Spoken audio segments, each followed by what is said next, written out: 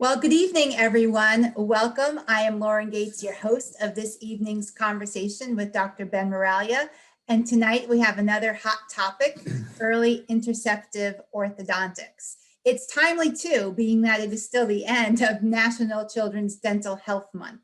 So who better than to discuss this topic than our own Dr. Ben Miraglia. Welcome back, Dr. Miraglia.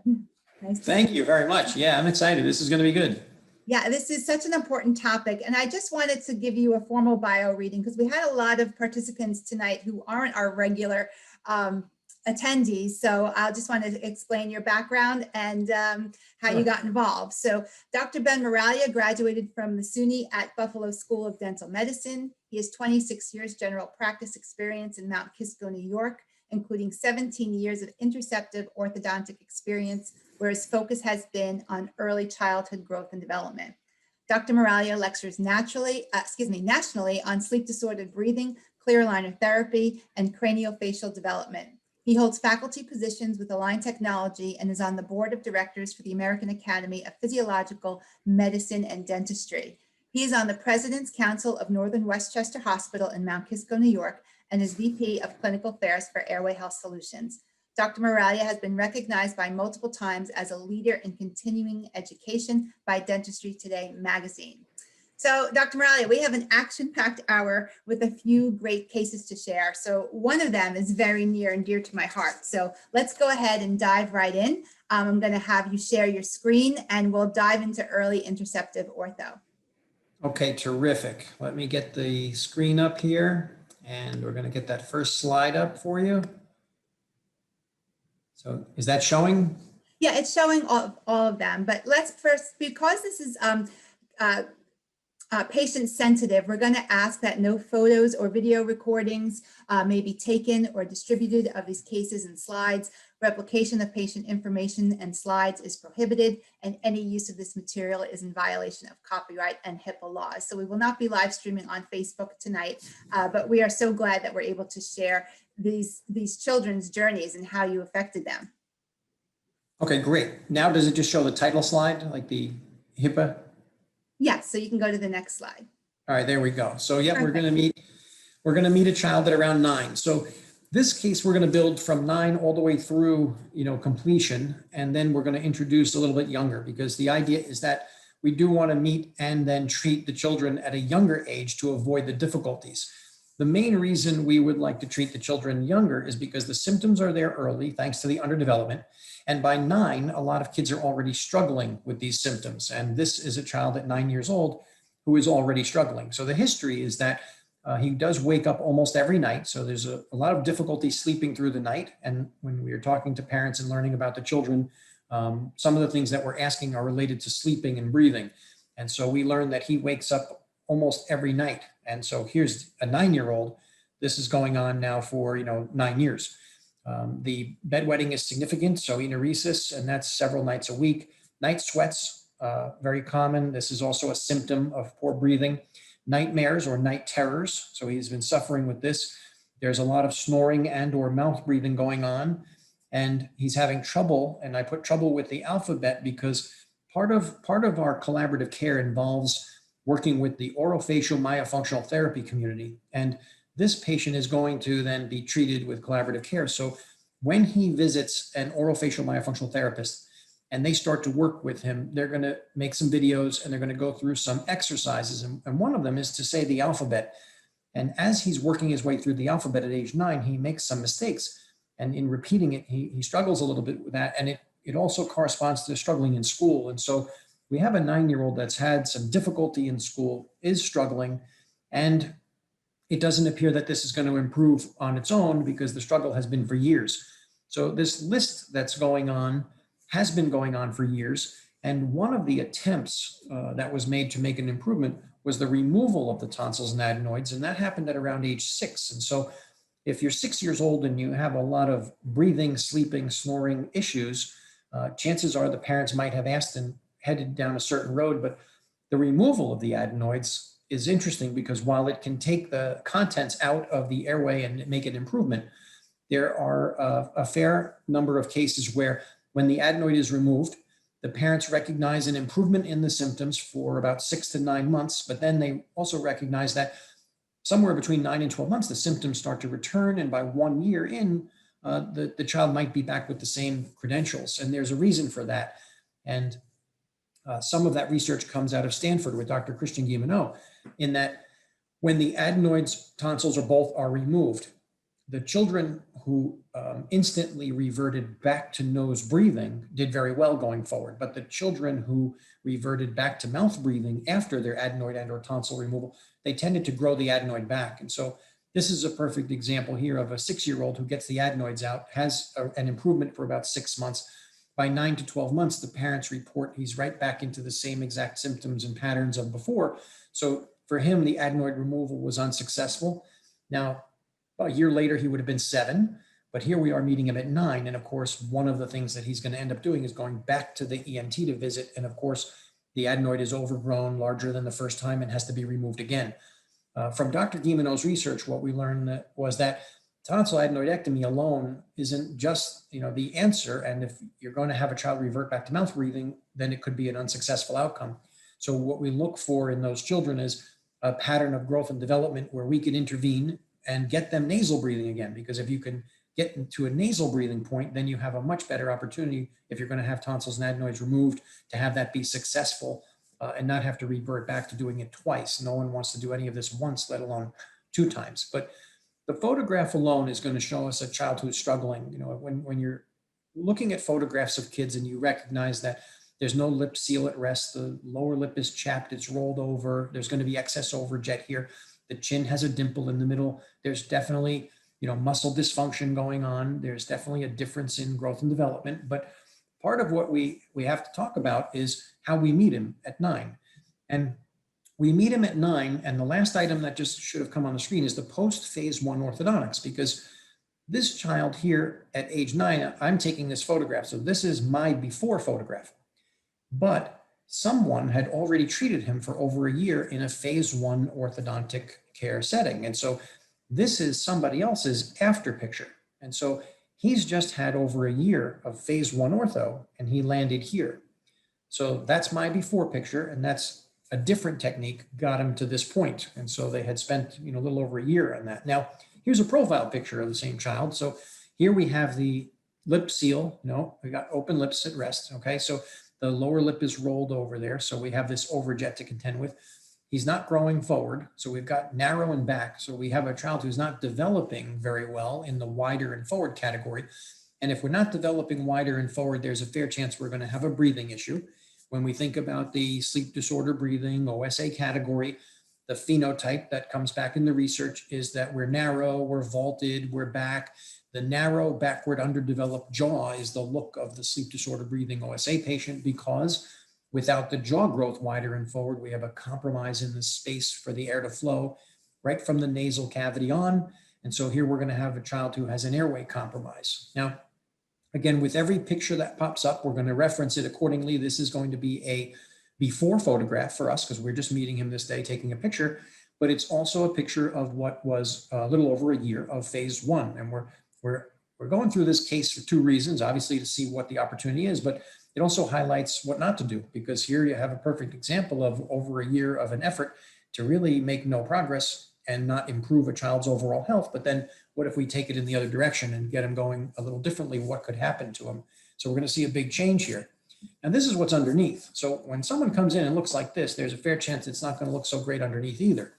And so when we're looking in here and we see, let me just ask, does the pointer show up as I'm moving the pointer around the screen or not yet? Yes. You do see that. Okay, great. So obviously now we can start to recognize where the teeth are. And of course, with the teeth here and having the lips, the teeth, we can start seeing well behind them. Let's start at the nostril. The air has to enter the nostril and work its way down to the trachea. Now the trachea has a nice wide opening down here, but there's a compromise all the way through. So someone who's narrow and vaulted has a compromised nasal chamber. So we've got a compromise here. If the maxilla is not growing forward, then we've got a compromise from the nasal to the oropharynx. And then of course, if the maxilla isn't growing forward, the mandible's trapped behind it. And in the class 2 bite, the mandible's further trapped behind it, which accounts for this little tiny passageway for the air to go. So what we're looking at here is something that would equate to like having a coffee stirring straw, as opposed to when we get down to the trachea, this would be like the garden hose size. It's nicer to have a garden hose to breathe through. It's not as nice to be breathing through a coffee stirring straw. This space is really dictated by where is the jaw growth and development. Now that puts into perspective some of this, because here we have this child in this significant overjet. Now a significant overjet is not an indicator that the upper jaw is grown forward. It only indicates that the lower jaw is well behind the upper jaw. In the class 2 bite, more often than not, the upper jaw is retruded in a retruded position. And if you really want to take a look at where the upper jaw might be, it's probably a good idea to get some imaging of the airspace. This is only 2 dimensions. One level above this would be to get a nice CBCT and color it all in and see what we're getting for area and volume back there. But the idea behind this is very informative, because now we know for sure that, oh, well, that upper jaw has to go forward to gain some space back here if we're going to have an effect on the breathing, the sleeping, and the overall health of the child. So here we are taking a look at the anterior picture, and we're going to start to notice, okay, the V-shaped arch, the teeth are kind of pointed towards us. There's going to be a bit of overjet there. And then as we get into the overjet, we can see, you know, it's probably about 10 millimeters of overjet here. And so this, again, remember, these photos are my before photographs, but this is exactly where a little over a year of a phase 1 orthodontic technique got this child. And so this is where he comes in to see us, and he is a post phase 1 treatment in a different place. But he ends up here with this nice, you know, V-shaped arch, which is an improper arch form with a very high vault. And so we've got this child with basically everything that is compromised in his growth and development, contributing to the airway compromise, contributing to the sleeping and breathing issues, contributing to his overall struggling on a daily basis with multiple symptoms. So he's not thriving, he's definitely struggling. And then we get our lower picture to see here that we have this lower lingual control arch that, you know, gets inserted to maintain space, to protect the position or the result that was achieved in the previous year of post. I know it's hard to describe what that's doing, so I have a different way to describe these. So in doing this for 17 years, I've had to remove a lot of these, because this doesn't really hold anything. What it does is it prevents a child from having any opportunity to grow beyond it. And what we're missing here are the lower canines. And so the primary canines were removed to allow the foreteeth to line up. And then what we learn is that this child was headed towards part 2, which would have been to remove the 4 bicuspids to treat him. So he was headed towards a 4 bicuspid extraction as a second phase. Of course, the lowers don't fit, and the uppers would be removed to close the overjet. So this is kind of a recipe that some people, you know, provide as treatment. But the idea is a 9-year-old, even though he's underdeveloped, is still growing. And since he has the opportunity to grow more, this device locks those 2 molars at a certain width. But with every month and year that goes by, those 2 molars should be getting wider and more forwardly growing, and they can't get any wider if they're locked together here. Now he's underdeveloped, so he's not where he belongs, but also this is going to freeze him here. So I call these jaw binding appliances, because it's going to lock those 2 teeth right there and take away any little bit of growth he might have gotten on his own, number one. Number two, a child head to toe at age 9 is continually growing. So they're constantly expanding and growing, and this kind of freezes a position. So this doesn't improve anything. No one is supposed to be held in place at a young age when they should be growing. If anything, they're underdeveloped. Help them continue to grow and develop. We're looking for wider and forward. This doesn't offer wider and forward. Now, we meet a child like this who's struggling in so many categories that we know we're going to need an orofacial myofunctional therapist, because the reason that he's in the condition he is with his underdevelopment boils down to the anthropology research that shows you have an early soft diet with industrial living. The early soft diet delivers the muscle weakness and dysfunction, and the muscle weakness and dysfunction delivers the malocclusion. So malocclusions are acquired, they're part of Western living, and basically the early soft diet is what delivers your muscle weakness and dysfunction. So we get into these variable malocclusions, and narrow and back is what we end up with. So an orofacial myofunctional therapist is going to be absolutely key, because we're going to need to strengthen and train the musculature to behave properly. So in the OMT category, we're going to be dealing with breathing, muscle balance and function, posture, a whole set of things that's going to go into basically getting this child back to being a normal functioning in the muscle category with the breathing as well as the posture. Now, of course, the ENT, we're going to get back into that visit, and the same ENT that took him out at age 6 gets to see him at age 9 and then sees in there, oh, well, the adenoid's a little bigger than it was the first time, so they're going to have to be removed again. We're going to start our phase 1 because we are meeting a child who is completely underdeveloped and struggling, and he's going to need a lot of help with the growth and development in order to get him back on track. So we'll call our phase 1 expanders with some brackets and springs, and it's going to be first.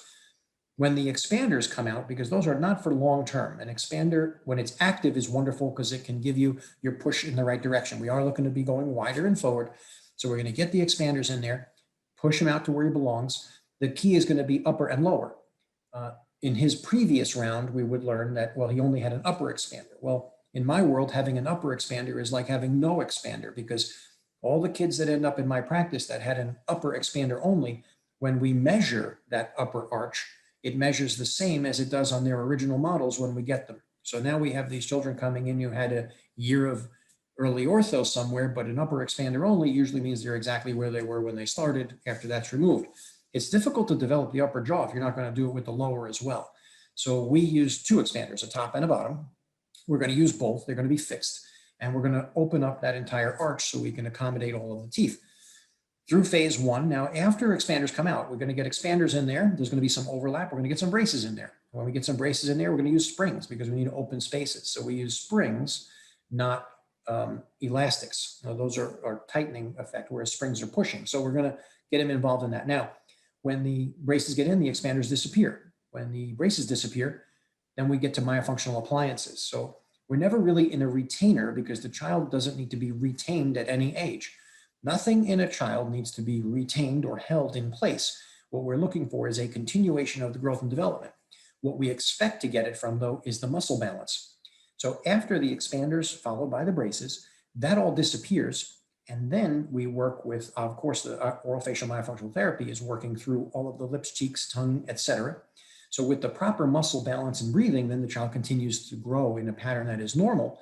And with having a myofunctional appliance for an hour a day plus overnight, it can continue to support the myofunctional therapy so that when we get to be a teenager, we can put him into clear aligners to just finish alignment. So now we'll take a look at a little bit of the progress that we're able to make with this child. So the expanders were just removed, so you can see a little bit of the outline of where the bars might have been. So upper and then lower expander is used, open up the arch.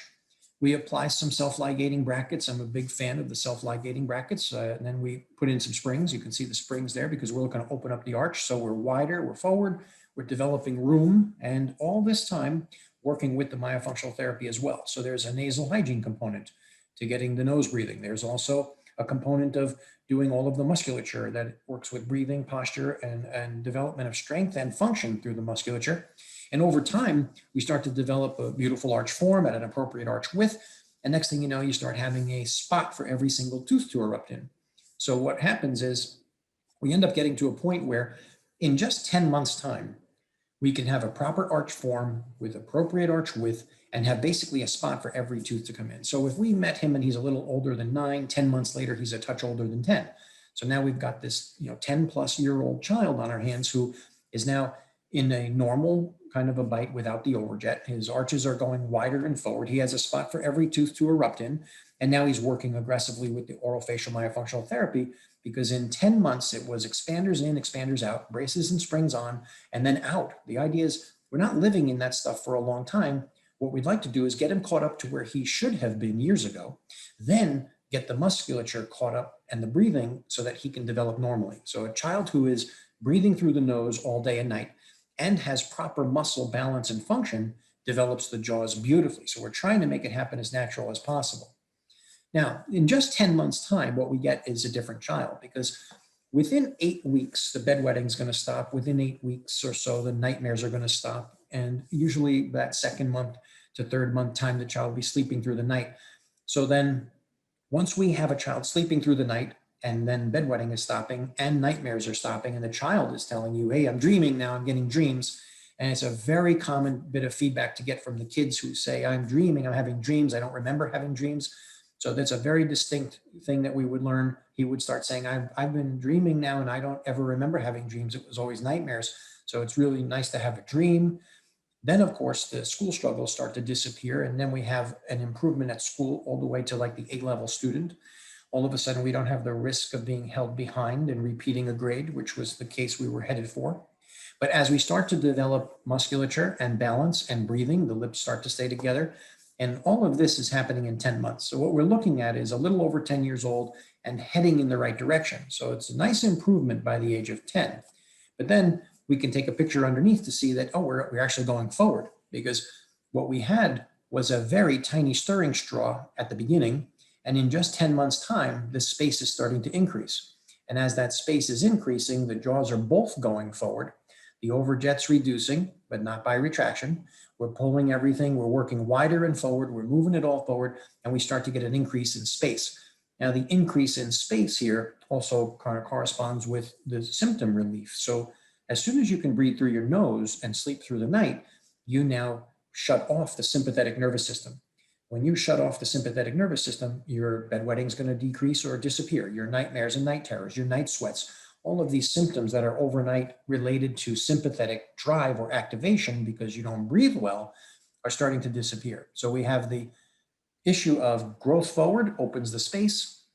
And then, of course, anything that we're doing going the other way can make that space smaller. And whatever was happening for the first year before this wasn't heading in the right direction. So now here we are, where at about 15 months in, we've been out of the expanders and braces for, 5 months now. This is where we are. We're at a point where, okay, there's myofunctional therapy going on. There's nose breathing day and night. There's muscle activity and exercises being done. We have a beautifully developed upper arch with all the teeth very close to where they belong. It is wider and it is forward. And we have a child at 15 months who is completely asymptomatic. By the time we take a picture for 15 months on the lower, what we're looking at is a very mild bit of crowding that is left, but every tooth is accounted for. So now at the 15-month mark, we're 5 months out of expanders and brackets and springs. We've got this beautifully opened up arch with a little bit of crowding that, of course, that everybody who's using clear aligners knows we can, do a few clear aligners for something like that. But when we get to this point and we start taking pictures, we've got a kid who's coming alive. So now we've got this, we would call it our class 1 type of bite. We don't have class 2 anymore.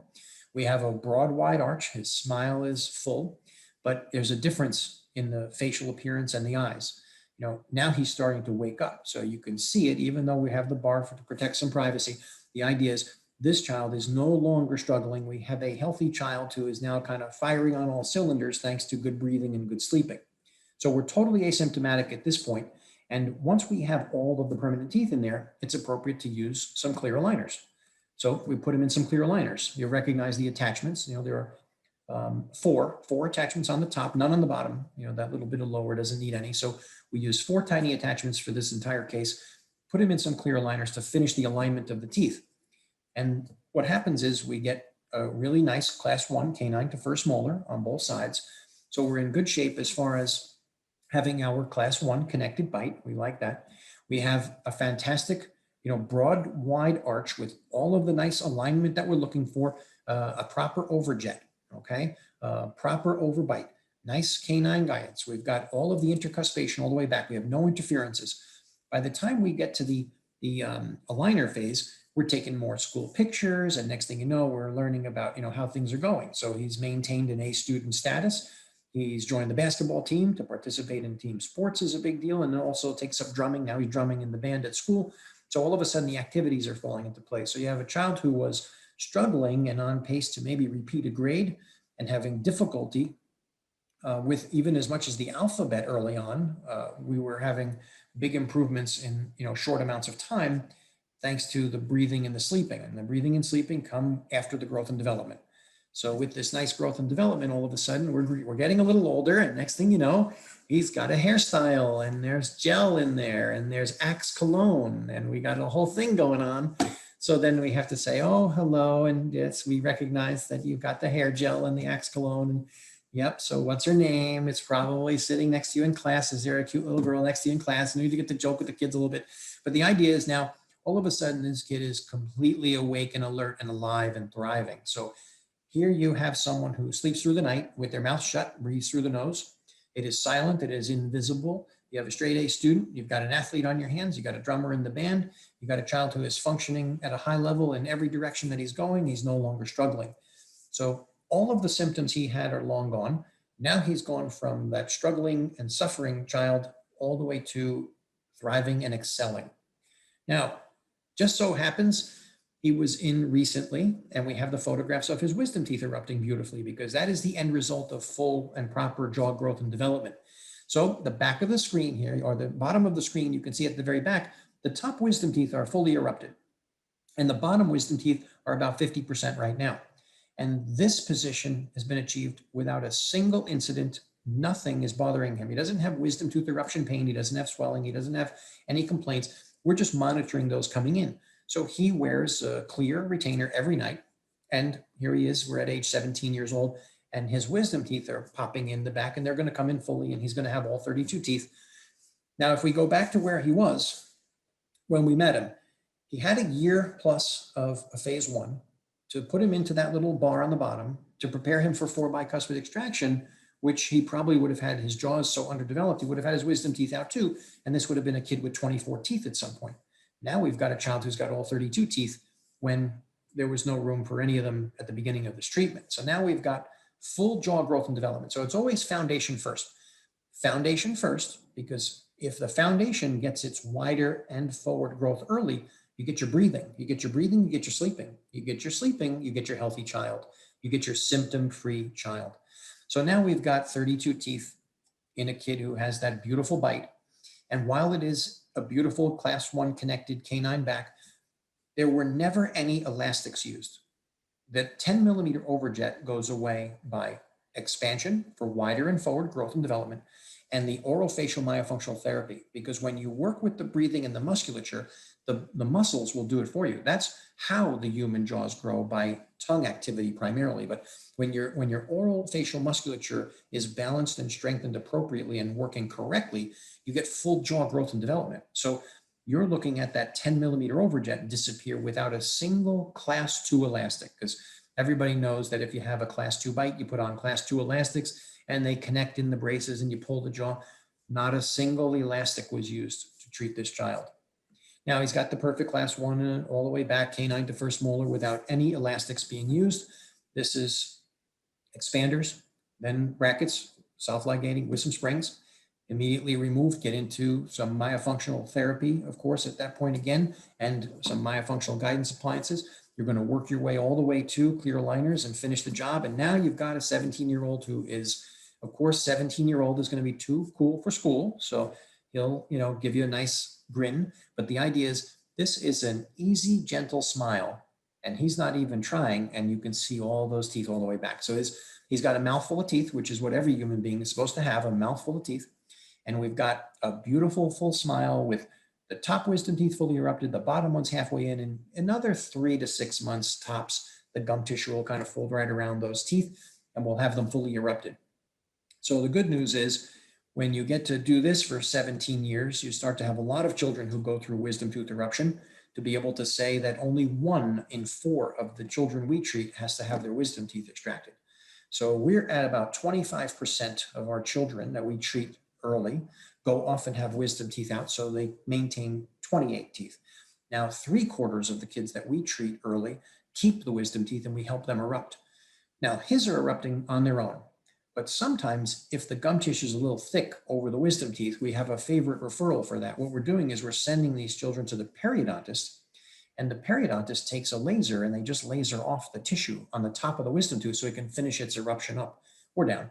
So most of the kids that we see keep their wisdom teeth. We're 3/4 to 1/4. And in the 3/4 category, probably half of them we send to the periodontist if they say, it's bothering me back here. It's my gum, I'm biting it, it's chewy, it's like red, it's puffy. So you know what? Run over to the periodontist. They've got a laser. They're going to put some topical gel. They're going to laser that little piece off. It's going to feel like a pizza burn for a day, and then your tooth's going to pop right up. It's going to feel great. So that's kind of what we're doing now. So a human being's supposed to have 32 teeth. So that's our goal. And our goal is to have all of the kids keep all 32 teeth. And the only pathway to keeping your wisdom teeth is the proper amount of jaw growth and development early. So you need all the wider and forward you can get early so that you have a chance for the 32 teeth. do the early growth and development, get the 32 teeth. Now, he was 9 when we met him, so 9 years old. So that's 6 years late because his problems were there at age 3. We should have been treating him from 3 to 4. Can we work on the 3 to 4-year-olds? We can. And that's what we're going to show in the next couple of kids, where you get started a little bit earlier, because if we could have met him at 3 or 4, he wouldn't have had to suffer from 3 or 4 until 9. His problems were in place early. His suffering led to the 6-year-old getting the tonsils and adenoids out, which then was a failure and had to be done again. And then, of course, having a year of whatever that phase 1 was, which really was not wider and forward, of course. It was an upper-only expander, which didn't offer him much gain. And he was delivered with a list of symptoms that had no change. So we walk him through all of that. Meanwhile, what if we meet that 3.5-year-old? Well, where do you think this is headed? Because here there's no space in the primary teeth. The bite is deep and then, retruded in the lower arch. This is like the precursor to a class 2 type of bite. So we have a lack of growth and development early. It's already here by 3.5 years old. And this is the appropriate time to intervene. So basically, it's time to intervene when you meet the child. And we just happen to meet them between 3 and 4 as they come into general dental practice. But the idea is this 3 or 4-year-old will already have some symptoms. And if they don't, it's coming. So as you meet them and you're asking parents, what are the symptoms and what you could learn about the sleeping and breathing, you're going to find that most of the children will show up with symptoms already by the age of 3 and 4. So here we recognize that, okay, lack of space in the primary teeth, that's not a good thing. Deep bite where you don't see the bottom teeth, that's not a good thing either. And so this is heading in the wrong direction, and this child only gets worse over time. They don't outgrow it. But at an early age, the same things apply. We can get involved with nasal hygiene. We can get involved with removable appliances. I'm a big fan of removable appliances at the younger ages. Like, this child doesn't need expanders that are fixed right now. This child just needs some guidance. The bone is so immature now that if you just redirect the breathing and the musculature, you can get the bone growth and then have the teeth show the difference by getting the bone growth early. So we work with the myofunctional therapy, of course. We work with frenum addressing, and if frenum need to be released, that's part of the program. Nasal breathing is a big component. But if you take a look at a little bit of a change, there's a difference. So picture number 1, picture number 2. Now, what we're looking at is about 3 or 4 months. In 3 or 4 months' time, you can start to see a bit of development where now we've got a little better bite. Now, if we go ahead and move forward another few months, all of a sudden the bite's improving. Well, if you redirect the breathing and the musculature early with the techniques that are available to you in the age range of 3 to whatever, you have an opportunity to redirect the growth and development. So we're going to recruit the tongue to do the job it was meant to do in the first place. And over time, as you're working your way through the months, you start to see a big improvement. The improvement at this age is very quick and very easy because the bone is soft and immature. So at this age, I like to refer to the bone as like a wet sponge. It's easy to manipulate. You just have to recruit the tongue. And the tongue is a very powerful instrument. It's supposed to be developing the jaws. So the moment we recruit the tongue, it does a beautiful job for us. Now, it's going to lead us to a point where, okay, we could go from that 3.5 to 5.5 when all of a sudden the teeth start coming in. So 5.5, 6 years old, the first 2 permanent teeth, numbers 24 and 25, have erupted exactly where they belong with a millimeter between them. And then, of course, the upper, you're going to lose, your upper central there, and the new one's going to be coming in. But this whole time, you're going to be working with the breathing, the musculature, and getting this child growing in the right direction, because what you'd like to do is see every tooth come in where it belongs. We don't have to wait until all the teeth come in improperly. We don't have to wait until he's 9 years old, like Christopher, and have this terrible deep bite, class 2, crowded, V-shaped, underdeveloped, with a list of symptoms that the parents and family has been struggling with for 6 years, if not longer. So the idea here is we can walk that child all the way through their permanent tooth eruption. Now, to give you an example of the difference, before to after, if you're looking at 3.5 to 6, in just that time frame, with simple techniques that can redirect your breathing and musculature, you can have a child heading in the right direction and then avoid the big project that we needed to do for Christopher. Okay, but we also meet some more challenging bites, like that nice class 3 child, again, 3.5. So if we're 3.5, 4 years old, and we walk in like this, here's another one. We could wait, and waiting means we're going to watch this get worse over time. It's not going to spring out and all of a sudden become, appropriate. This is a picture of the child with their bite where it lands. It's not the child jutting forward for a photograph. Some kids do that. They give that cheesy smile. They put their jaw out there. They do this. So this is, after they've been relaxed, manipulated, and we witnessed we're watching this jaw, and that's the bite. So this is the bite that is always present. The parent tells you, yep, this is where we got this bite, underbite. And they say, you know, we talked to the pediatrician. They said, come over here. Okay, so we got a referral from the pediatrician because they know we're working on the children at 3.5 years old. And of course, there are techniques and appliances that work on the nice class 3 to unravel, because we're looking at that, what we would call that class 3 type of bite. And of course, within just a few months, what we're looking at, the photographs are running about a 12-week interval. So when we go from this photograph to that photograph, it's about 3 months. So 10 to 12 weeks is the space between these photos. And then of course, another 10 to 12 weeks go by, and another 10 to 12 weeks go by. Now, 3, 6, 9. So we're probably third or fourth photo in, we're talking about 9 to 12 months. So within a 9 to 12 month period, we could have this child at edge to edge. But one of the big differences is, look at the spacing in those primary teeth. Let's go back to the start. So there's a little bit of space in the primary teeth, but as we're going from photo to photo to photo, the spaces are growing.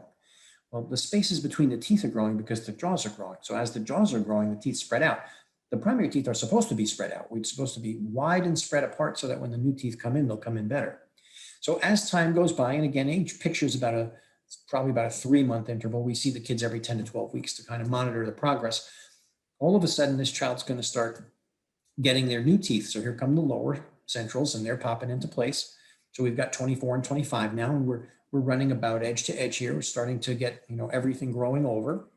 And then eventually, you know, we'll have this growth and development not only normalize, but then when you do get the breathing and the musculature balanced and you're doing all of your stuff correctly, the upper jaw is going to outgrow the lower. You can get, when the tongue is functioning in the roof of the mouth, it develops the maxilla. So we want that maxilla developing. We need the tongue to do the job because that's the most natural, you know, way to do it. Your tongue's supposed to be doing that work for you. So gradually over time, the months are going to turn into, you know, a couple of years. And next thing you know, we could take a little picture like this and show that, oh, look at this. We do have a position where now that upper jaw and the lower jaw are more closely related to more like that class 1-ish position rather than the lower jaw jutting out in front of the upper. But as the new teeth come in, and here, of course, we're going from 7 to 8. We're working our way, you know, as the years are going by, but gradually we get to here by, this is probably that 10-year-old mark because we're starting to see some canine premolar activity. So by the time we get to this age here, which could be 10 or 11 years old, this child is a beautiful class 1. This child hasn't had a fixed expander at all. This child hasn't had any braces, no brackets, no wires, no elastics. Basically, we've been working with removable myofunctional devices, breathing exercises, and work on nasal breathing. And then, of course, the orofacial myofunctional therapy to rework the muscle function and balance. Now, in the case of our first little boy, Colin, you know, when we meet him at 9, he's so far behind from 6 years of being missed as underdeveloped that we jump in with the fixed expanders. And, you know, to make nice fixed expanders like that, we have a favorite laboratory. I use Ohlendorf Laboratories, and Kevin Ohlendorf runs that laboratory out in St. Louis. It's a beautiful lab. Kevin's amazing. He makes all of my fixed appliances. So in the case of Colin, where we delivered fixed expanders, we make them with the laboratory. Ohlendorf does that for us. In a case like this, we're looking to avoid fixed expanders. I'm looking to avoid forward pull headgear. I'm looking to avoid class 3 elastics. I'm looking to avoid those things. And meanwhile, the tongue is there for the taking if you'll work with it. And so working with the musculature can really make the difference here. So the idea is that the earlier the better, because the children come in underdeveloped with variation. So it might be class 1, 2, or 3 malocclusion. It could be cross bites. It could be open bites. It could be deep bites. Any of that is what's called variable malocclusion. Really what's happening is you've got muscle dysfunction that leads you down one of those roads. When you get your breathing and muscle balance correct, now you've got an opportunity to normalize again. The earlier you do it, the better, because the bone is immature and the muscle can catch up beautifully. You get a little bit older, like Colin, we got to get in at 9. All right, now we're going to get involved with some fixed expanders, some brackets, maybe some springs, but all the other stuff still applies. The breathing, the musculature, the myofunctional therapy, frenum revisions when they're needed. You know, a tongue that has less mobility than it should is going to be working against you the whole time. So we're really interested in getting the tongue recruited to help do the job. And 3 to 4 years old is where we get started, because between 3 and 4, most kids are ready. The appliances are soft and comfortable. The exercises are easy. The myofunctional therapy can work with them. So from 3 to 4, you can get rolling. 4 to 5, every child can participate, because even the children from 3 to 4 who aren't quite ready for it and maybe they don't want to participate yet, you can win them over in a few short visits, because none of this involves needles and drilling. None of this involves the chair even reclining. So this is a ride in the chair, playtime, take some pictures of your teeth. Everybody's happy. So we're just kind of playing with the kids, which makes it easy. Plus, most of these kids have had pacifiers sticking out of their face for so long that they don't mind putting something in their mouth if they aren't already chewing on everything in sight anyway. So they've already got stuff in their mouth. So what's the difference if it just happens to be some sort of removable appliance that can help them, grow and develop a little better. So we have a lot of success early on, but even if it gets to the point where it's like really bad by 9 years old, like we met with Colin, that can be redirected. A 9-year-old with a 10 millimeter overjet can be redirected for full forward and wider growth to accommodate all of the teeth, including the wisdom teeth. And that's been really nice to see that happen over the last 17 years. So my team and I have a goal. Over the next 5 years, we'd like to get to a 0. We would like to have a 0 rate of wisdom tooth extraction. We want a full wisdom tooth eruption in every child that we treat. And that means, doing all the steps nicely and early to get the full jaw growth and development. So that's a lofty goal, but I'd like to get to the point where I can say, I don't send children for wisdom tooth extractions anymore. We keep all 32 teeth and we help those wisdom teeth come in. The key is developing the foundation early. So that's in a nutshell, what's been going on with us with early intervention and jumping in. And I know Lauren's probably got a few questions to throw at me, and we'll handle some questions and have more fun. I just wanted to let you present these wonderful cases. In fact, it's really eye-opening. In fact, I remember when I first saw you present, it literally changed everything I was doing. It kind of stopped me in my tracks, and I looked at everyone differently. In fact, perhaps maybe we can give the background information on Colin, on how he came to see you. I can tell that story. Yeah, go ahead, because it's important, I think, how we can really help by just looking and screening. You don't have to be you don't have to do a full evaluation. Maybe share a little bit about how he got there. Yeah, actually, it began with you. Why don't you introduce that? Sure. So basically, I'm going to just stop sharing your screen here so we can go into the Q&A as well. You want me to stop sharing? Yeah, could you do that? Stop sharing. There it is. How's that? Perfect. Okay. Yes, I can see you bigger now. So actually, Colin, I noticed he's one of my colleagues' sons, and I received a Christmas card, and I noticed the family, and right away I noticed Colin after seeing Dr. Miraglia's presentation, similar to this. And that's where I said to my friend, you really have to get him to see Dr. Miraglia. And he's like, oh, well, he's already in ortho.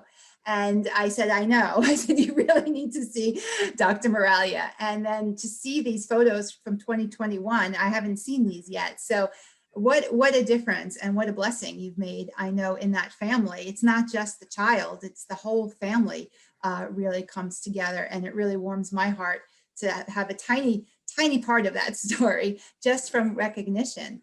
And for all the hygienists out there, I know you want to know what you can do. Screening is so important, and it is so easy to do once you understand what you're screening for. And I know the ADA is more active about that now. There's going to be more tools. We provide that in our training as well. But once you see it, that's it. You can't unsee it. So it's amazing what you showed us tonight. We do have a lot of questions. I'm just going to start with some of the technical ones. We won't be discussing the specific appliances this evening, so we're not going to go ahead and address those. We have so many questions, so we're not going to go over the nitty-gritty of the appliances. So we will talk about a couple of things, though. Sure. Do you need to keep kids in clear aligner retainers after finished with the phase 2? Yeah, so that case, Colin, is a pretty good example of when the child hits 12, 13, 14, and they just have a little bit of mild kind of aesthetic tooth positioning to handle, we make them a few aligners. And then the idea is we make them a few aligners, and when we made them a few aligners to finish the alignment, you go to a clear retainer. And so having a clear tooth-borne retainer, like, if you want to make anything, vacuum form in the office all the way to a laboratory made, you can have a clear retainer on your top and bottom teeth. It doesn't touch any tissue at all, so it's tooth-borne only. That clear retainer is meant to be worn every night. And so it keeps the alignment. And so in a case like that young boy, we've never put the lingual bar on. He doesn't need a lingual bar on those teeth. He's not a high risk for relapse because we used his musculature to support doing all of this. most of the time he was out of brackets, wires, springs, expander. He spent very little time in that stuff. Once we get him where we want him to be, then we make sure the tongue and the lips and the face and the cheek, if everything's balanced and appropriate, that will maintain beautifully. So he is such a small relapse risk that I don't need to put a lingual bar in these children. I can use a clear retainer. And if they wear it most of the nights to bed, that's great. You know, a few nights a week is really all you need when your muscles are there. So breathing through the nose, proper muscle balance and function maintains that beautiful architecture that you delivered. It's the kids who don't get the myofunctional therapy. They relapse, because if you're 12 to 14 years old and you have braces and you line up the teeth, anybody can line up the teeth. But the idea is, if you don't train in the breathing and the musculature, your tongue is doing nothing to support. So if your tongue is going to be weak on the inside and your facial muscles are compensating, you're going to have collapse. So you have a significant relapse risk when you don't address the breathing and musculature. When you do address the breathing and musculature, not only does it help you get your result, you keep your result. And so I check him every 6 months just to see that he wears it a few nights a week. I'm not too worried about him. When is it too late to use the removable appliances? You know, it's not that it's ever too late. The idea is it depends on the child and when you get them and what the circumstances are, because some kids come in like him at 9 years old and they have a real long list of symptoms they're struggling with. And if you're struggling with a lot of symptoms, a removable appliance might be a little slower going, whereas getting expansion quickly. And in his case, you know, we're talking about 10 or 12 millimeters to open up that arch and get him some significant room for all his teeth.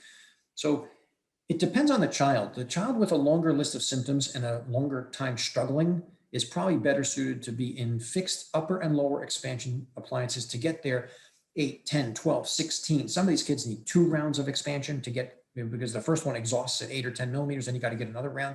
So it would depend on the child. But meanwhile, when you're getting to 12 and 13 and 14, you are dealing with puberty and the bone is maturing. And then you're going to have, you know, less of, the later you treat the child, the tougher it's going to be, because you're working against mature bone and you have more years of muscle dysfunction to unravel.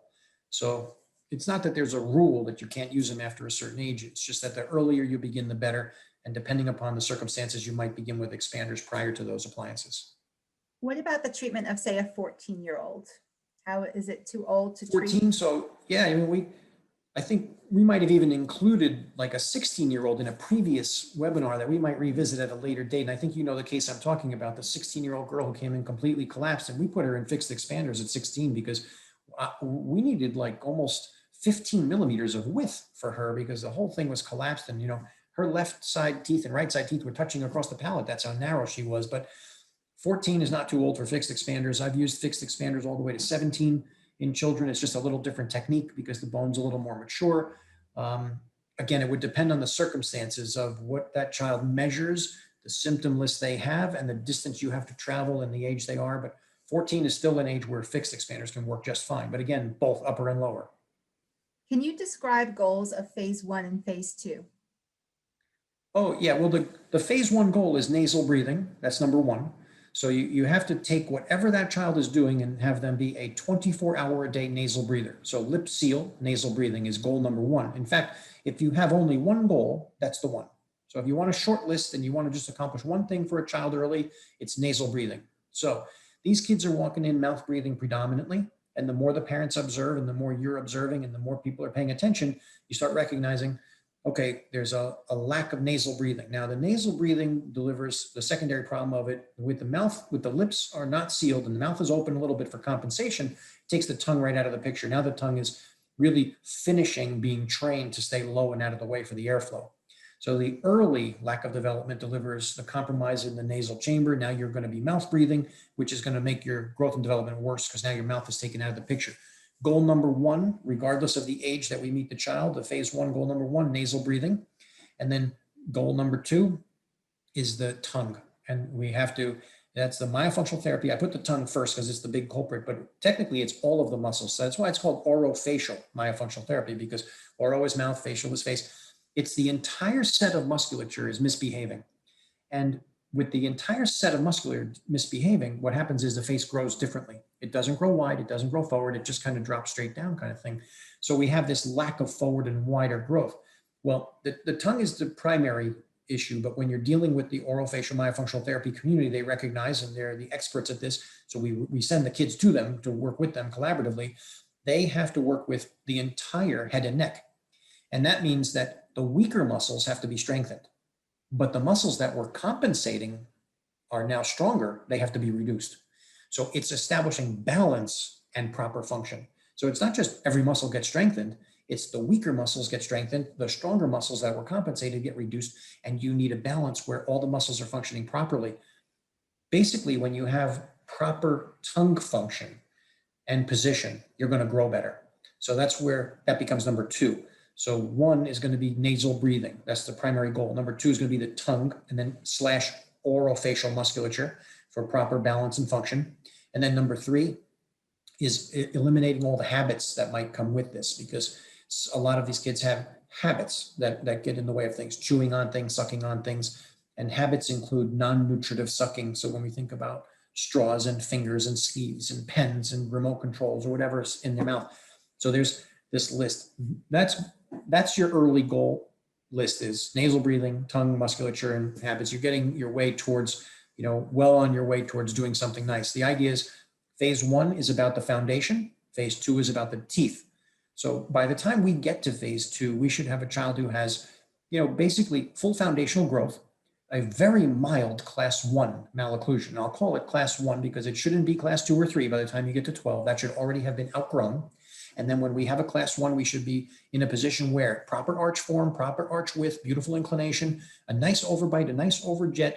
You got your canine guidance, you got your intercuspation. You're going to have like a typodont you're looking at, but with minor tooth issues that need to be aligned. So very nice for clear aligners, or you can use 6 to 8 months in braces. The teenagers that we treat, when we've done phase 1 early, when we've got the foundation, we've got the breathing, we've got the musculature, all the symptoms are gone, when we've got that healthy child. 12 to 14 years old, what we're deciding upon is, are they going to do 8 months in clear aligners, or are they going to do 8 months in braces? Which is it going to be? The kid who's responsible is going to get clear aligners for a few months, and they're going to get their 4 attachments maybe. The kid who's not so responsible, they might be put into braces for alignment. And so we'll put on braces for 6 or 8 months to finish the alignment of the teeth. Phase 2 is really just aesthetics. That's all that is. Phase 2 is no longer growth and development. Phase 2 is no longer symptom. If you've done phase 1 appropriately, you've got the healthy child on your hands. Phase 2 should only be basically tooth alignment. Foundation early, teeth second, and you get results that we're basically seeing day in and day out now. What's the earliest age you've started interceptive treatment?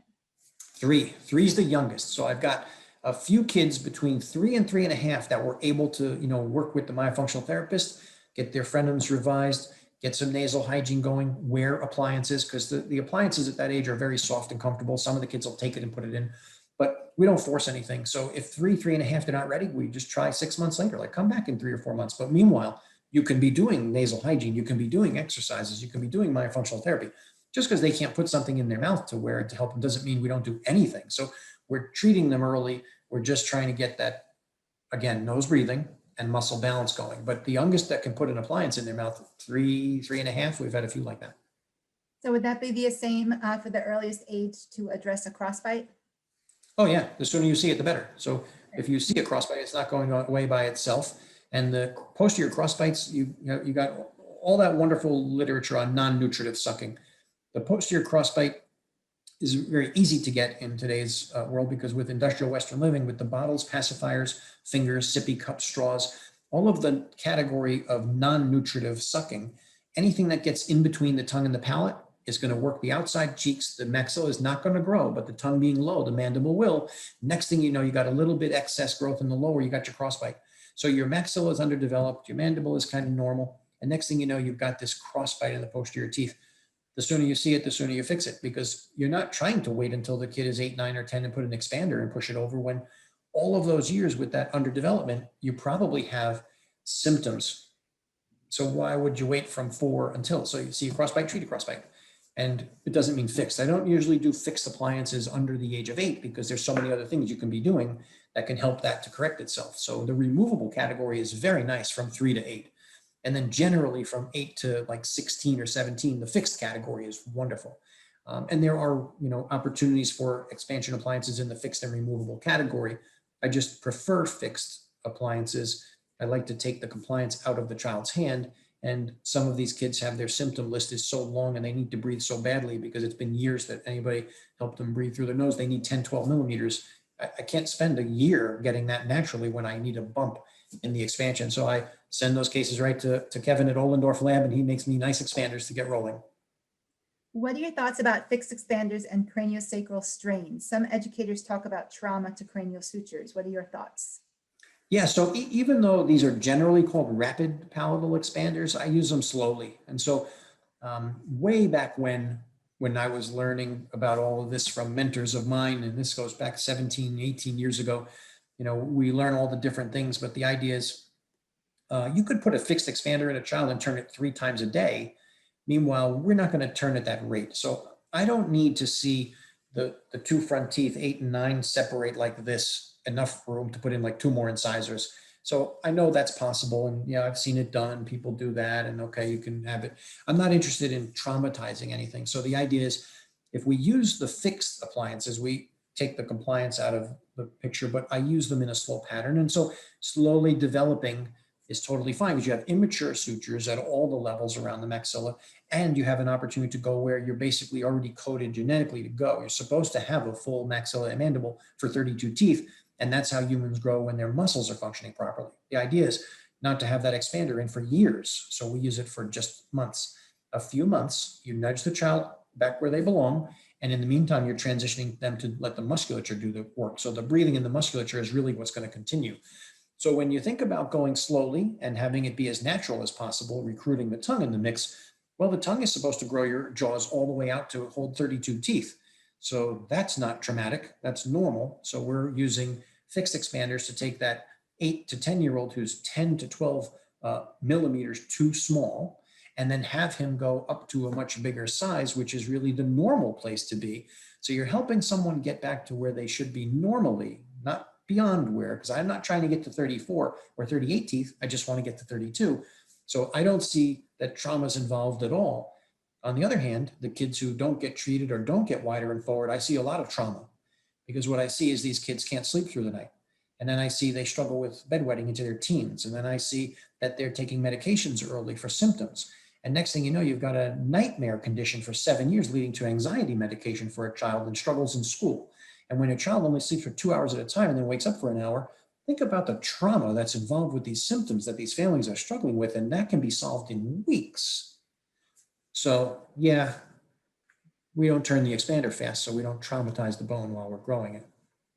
I have time for one more question, and then we'll have to do this again because there's so many questions and so much interest. The hour goes fast when you're having fun. Yeah, it goes so fast. But I think I tried to get the most basic and questions. You answered a lot of them through your presentation. This was interesting though, how to not close down the craniofacial development with aligners. Can you touch on that? Yes, how to not close down the craniofacial growth during aligners. Yeah, so, and I will, because it does exist that the maxilla can be remodeling at any age, given the right signaling. And so while we're focusing on children tonight, there are children and adults who can go through growth and development. And the idea is that when you focus on the foundation, and regardless of what you're using, but when you're growing through appliances that can grow the foundation at any age, well, the next step is you do have to coordinate the teeth. So foundational growth first, teeth second, applies not just to kids, phase 1, phase 2, but to adults as well.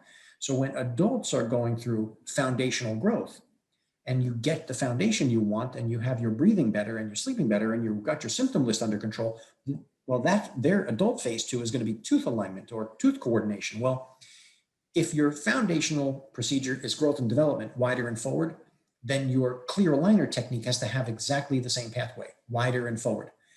So we don't spend time with adults to grow the foundation only to pull the teeth back together and close it all up again. That would be counterintuitive, right? We're going backwards then.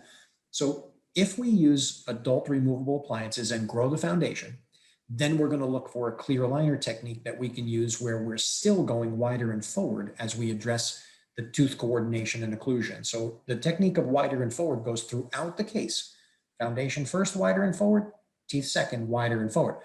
That takes time to learn, and this will help lead into the next little bit of information. And that I spend a day teaching that. It takes a day to teach how to use clear aligners appropriately to continue growth and development, to maintain your breathing and sleeping and muscles, etc. I wanted to update everyone on our Airway Health Solutions mini residency. We have had so many questions this evening with technique-driven questions. How does Dr. Miraglia do what he does? This is why we created our mini residency. It is a 2-day mini residency, but you are able to take one of the 2 days. So day 1 is the pediatric mini residency, and day 2 is the adult mini residency. We do offer these monthly with the exception of August and December. So you can see some of them are highlighted in green, and that's because that's the same day as our new oral facial myofunctional therapy course that we offer for the RDH to integrate myo into your practice. We feel this is a win-win for the hygienist, for the dentist, for the patient, for the practice, to provide more access to care and to complement what Dr. Miraglia teaches in the mini residency. You can see every webinar that Dr. Miraglia does, every conversation, every course. He knows myofunctional therapy is integral to airway health. So why not have a course where you can have your hygienist trained at the same time the doctor is being trained for airway dentistry? So for more information, visit us at airwayhealthsolutions.com. You can go directly to our landing page with /myo. We are offering an introductory offer, which will end March 1st. Just email me the code AHSMyo, and you will receive an $800 courtesy for the both days. And then the 2 attendees will receive a $1,000 courtesy for each attendee. So go ahead and check us out. If you're interested, please take advantage of this special introductory offer. We are also offering a new course for clear aligners, and this is basically like a workshop. It's a clear aligner case review with Dr. Ben Miraglia. It's coming up on March 25th. We will just be reviewing Invisalign cases, but you can apply this to any type of clear aligner system. So check us out for more information, and stay tuned also for another new course coming up with clear aligner therapy and the TMD patient. So go visit us directly at airwayhealthsolutions.com /aligners.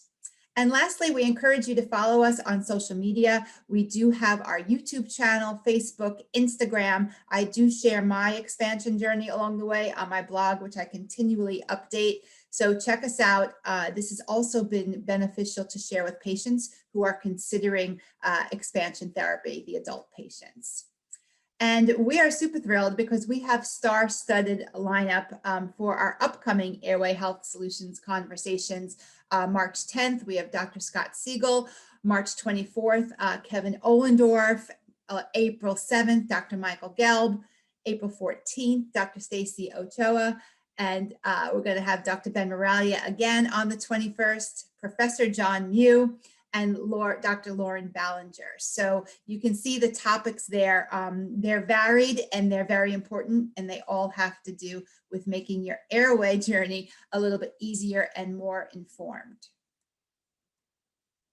I also want to mention there have been a lot of questions on getting information to parents and to patients. So I did want to provide another resource for you. We do have a partnership with Sleep Medicine Marketing. So if you check out their website, you can contact me for a 5% Airway Health Solutions discount. I'm happy to help you get this information to your parents. They have different brochures. They have books. Dr. Joe Gaudio had a lot to do with that. So check out that site. It may be the solution to some of your problems with patient education. Also, we had Dr. Steve Karstensen on not too long ago, and he shared with us that the ADA has a new brochure.